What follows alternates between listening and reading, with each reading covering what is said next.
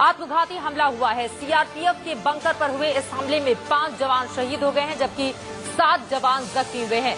2 आतंकवादियों के भी मारे जाने की खबर है। यह हमला श्रीनगर के बेमिना इलाके में हुआ है।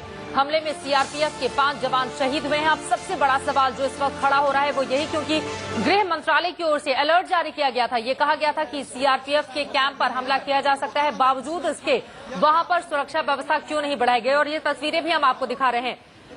आप तस्वीरों में देख पा रहे हैं किस तरह से अफरा तफरी का आलम इस वक्त वहां पर पैदा हुआ है, और जो जवान जख्मी हुए हैं उन्हें वहां से ले जाया जा रहा है अस्पतालों तक। जो 5 जवान शहीद हुए हैं उन्हें भी फिलहाल अस्पताल में ले जाया गया है, जिसके बाद डॉक्टर्स ने उन्हें मृत घोषित कर दिया है। बेमिना ये इलाका है जहां पर सीआरपीएफ का कैंप है, बंकर है, वहां पर सीआरपीएफ के जवान रहते हैं। वहां आतंकवादियों ने आत्मघाती हमले को अंजाम दिया है। और आपको बता दें, ठीक इस सीआरपीएफ कैंप के पास ही पब्लिक स्कूल भी है। राहत की बात सिर्फ इतनी है कि आज वो पब्लिक स्कूल बंद था, उसमें स्टूडेंट नहीं थे। जरा सोचिए, अगर उसमें इस वक्त छात्र रहे होते तो वहां पर स्थिति और कितनी ज्यादा खराब हो सकती थी।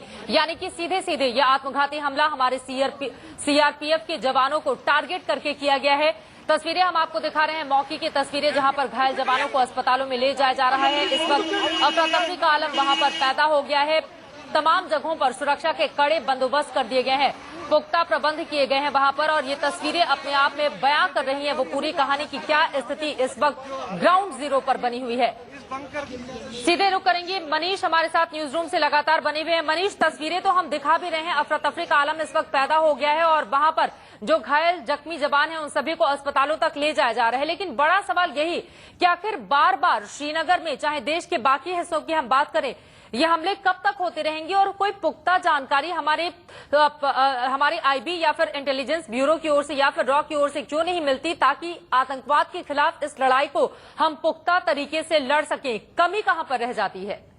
देखिए, आतंकवाद की लड़ाई, नक्सलवाद की लड़ाई, ये भारत पिछले 3 दशकों से ज्यादा का वक्त हो गया है जब से ये लगातार दो हाथ कर रहा है। और कई बार भारत सरकार या हमारा गृह मंत्रालय या हमारी एजेंसियां इनको नाकामयाब नहीं कर पाई हैं। ये लगातार आते हैं, हमें ललकारते हैं, हमारे सीने को छलनी करते हैं और लौट जाते हैं। ऐसा ही कुछ लगातार पिछले कई समय से हो रहा है। हाल फिलहाल में हुई आतंकियों की घटना, चाहे सीमा पार से अंदर की घुसपैठ हो, हमारे शहीदों का सिर कलम कर देने की बात हो, या फिर लगातार हैदराबाद के हमले की जिक्र करें, हैदराबाद में जो बम धमाका हुआ था उसमें लोगों के मारे जाने की खबर हो, ये लगातार जारी है और सरकारें इसमें नाकाम हैं।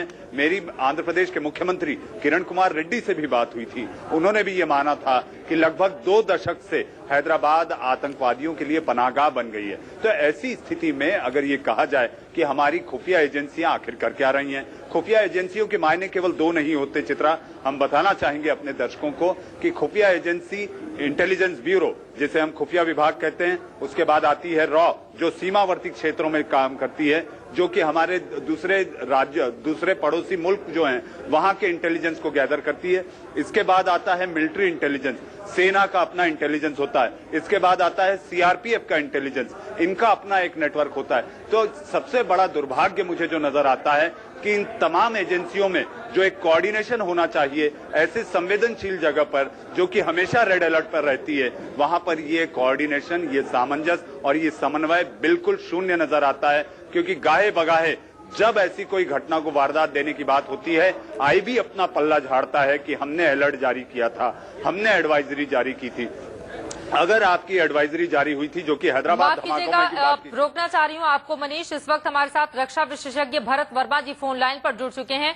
भरत वर्मा जी, आतंकवादियों ने फिदायीन हमले को अंजाम दिया है, 5 हमारे जवान शहीद हो गए हैं, 7 जख्मी हुए हैं। फिलहाल इस हमले को आप किस तरह से देखते हैं और बड़ा सवाल यही, आखिर कब तक हम आतंकवादी हमले को यूं ही बर्दाश्त करते रहेंगे? मैं पहले आपका सेकंड क्वेश्चन का जवाब दे दूं।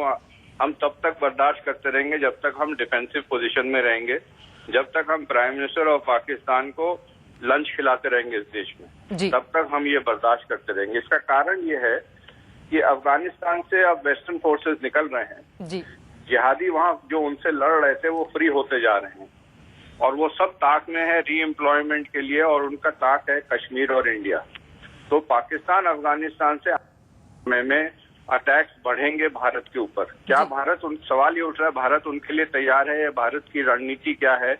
तो मेरे ख्याल से भारत का सुरक्षा तंत्र उन चीजों से जूझने के लिए तैयार नहीं है, क्योंकि modernisation of Indian arm forces रुका हुआ है और सीआरपीएफ की जो अपग्रेडेशन होनी चाहिए पैरामिलिट्री फोर्सेस में और तब्दीली होनी चाहिए इक्विपमेंट के साथ एक एग्रेसिव रोल में आने की, वो अभी तक नहीं हो पा रही है। जी, खासतौर से सीआरपीएफ कैंप को टारगेट किया गया है। फिदायीन हमले को अंजाम देते वक्त सीआरपीएफ कैंप में यह हमला किया गया है। इस टारगेट के पीछे क्या वजह आपको नजर आती है? क्योंकि आतंकवादी हमला जो आता है, एलिमेंट ऑफ सरप्राइज उसके पास रहता है। वो पहले रेकी करता है, ऑब्जर्व करता है over a period of time कि कहां पर वो सेंध लगा सकता है, कौन सी सबसे कमजोर कड़ी है जी। उसको कमजोर कड़ी इस समय जहां उन्होंने अटैक किया है वो दिख रही होगी और उसको उन्होंने कई दिनों से ऑब्जर्व किया होगा, उसकी रेकी करी होगी और उसको समझा होगा जी। उनको आर्मी की शायद जो बेसिस हैं वो इस समय मजबूती से पकड़े हुए हैं दिख रहा है और सीआरपीएफ कमजोर दिख रही है और शहर के अंदर है, जिससे उनको पब्लिसिटी ऑक्सीजन के तौर पे मिले और एक छोटे से कांड से वो बहुत बड़ी पब्लिसिटी भी पा सकते हैं। उनका ये भी मकसद होता है। बिल्कुल भरत वर्मा जी, लेकिन आपको नहीं लगता हमारे देश का ये कितना बड़ा दुर्भाग्य है, जब एक आतंकवादी को फांसी पर लटकाया जाता है तो संसद से लेकर विधानसभाओं तक उस बारे में चर्चा होती है और उस पर राजनीति शुरू हो जाती है, लेकिन हर रोज जो आम जनता है, जो निर्दोष मासूम लोग हैं, वो मारे जाते हैं और उस पर कभी भी हमने ये नहीं देखा कि गंभीरता से सवाल खड़े किए जाएं और कम से कम आतंकवादी हमले से निपटने के लिए आगे की दिशा में क्या कदम उठाए जा रहे हैं, सख्ती से उस बारे में बताया जाए। क्या ये